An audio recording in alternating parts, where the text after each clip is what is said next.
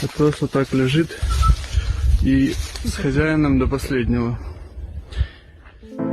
Ukrainians flee the shelled cities with their animals. They spend nights in bomb shelters with their animals. They would sacrifice their lives for their animals. Как ты была? Почти 2 дня была без нас. This man stops to persuade his friend to flee the shelling. This woman is trying to evacuate the disabled animals. This boy, who is fleeing from the shelling, would not let go of his friend.